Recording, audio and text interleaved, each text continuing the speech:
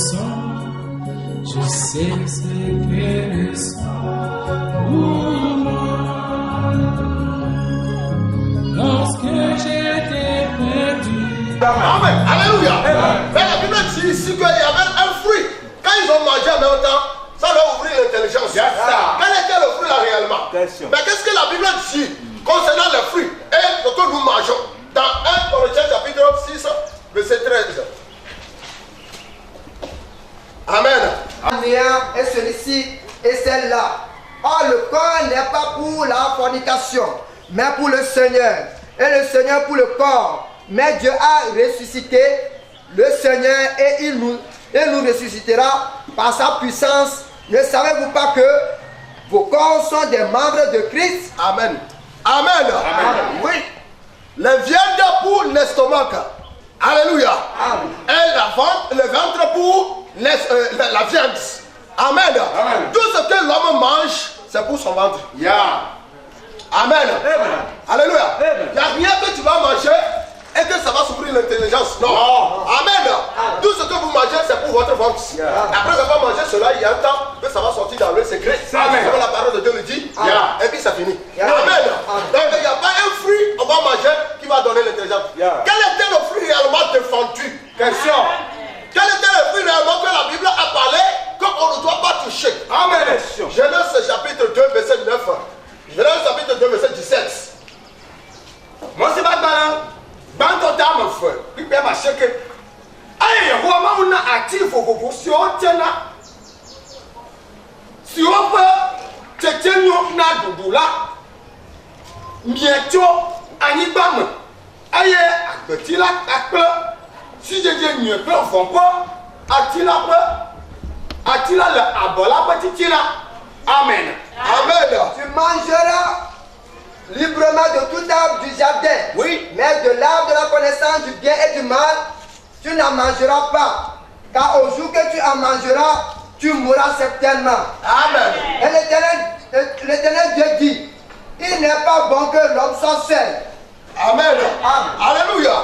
Parce que quand nous voyons dans le jardin, la Bible parle de quoi? Il parle de l'arbre du connaissance du bien et du mal. Amen. Et en même temps, il parle de l'arbre de vie aussi. Amen. Amen. Et il parlait de l'autre arbre aussi. Ce qui veut dire qu'il y a 3 groupes d'arbres dans le jardin. Amen. Alléluia. C'est ce que la Bible nous parle. L'arbre du connaissance du bien et du mal, la Bible dit dans Genèse chapitre 2, 17. Moi, c'est là dans le bâton,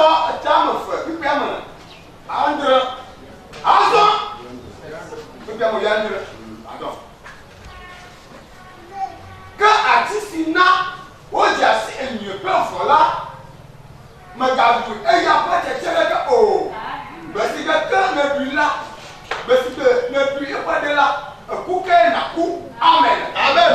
Matthieu, Amen. Matthieu 7, 14 à 15. Amen. La Bible dit, l'arbre du connaissance du bien et du mal, le jour où tu vas manger ça, tu vas mourir. C'est-à-dire, on reconnaît l'arbre par son fruit. Amen. Amen. Quel était l'arbre que tu vas manger et puis tu vas mourir? C'est-à-dire, le fruit que l'arbre porte, c'était la mort. Amen. Alléluia. Amen. C'était son fruit qui était la mort. Donc, ce qui peut donner la mort, alléluia. Amen. L'arbre qui peut donner la mort, qui peut donner, quand tu manges, tu vas donner la mort, cet arbre-là, amen. Et aussi dans le jardin. Amen. Et il y avait l'arbre aussi, quand tu manges ça, ça va te donner la vie éternelle, tu vis continuellement. L'arbre là aussi est dans le jardin. Amen. Vous voyez, c'est à cause de ça Jésus dit, on reconnaît l'arbre. Quel était l'arbre? Vous les reconnaîtrez à leurs fruits. Vous les reconnaîtrez à leurs fruits. Peut-on du raisin sur des épines? Est-ce qu'on peut cueillir des raisins sur les épines? Ou des figues sur des chardons? Ou bien des figues sur les chardons? Non, jamais. Alléluia. Toutes ces choses-là, on ne peut pas recueillir sur ça parce qu'on reconnaît l'arbre par son fruit. Quand l'arbre était bon, il portera le bon fruit. Alléluia. Là, cet arbre-là, ce n'était pas un bon arbre. À cause de cela, la Bible dit que quand tu mangeras, tu vas mourir. C'est-à-dire, amen, c'est l'arbre de la mort. Alléluia. Qui était dans le jardin. Amen. Amen. Et il y avait l'arbre aussi qui donnait la vie éternelle.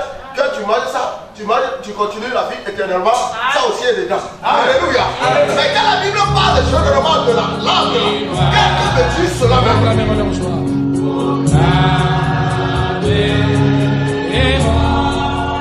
Joie.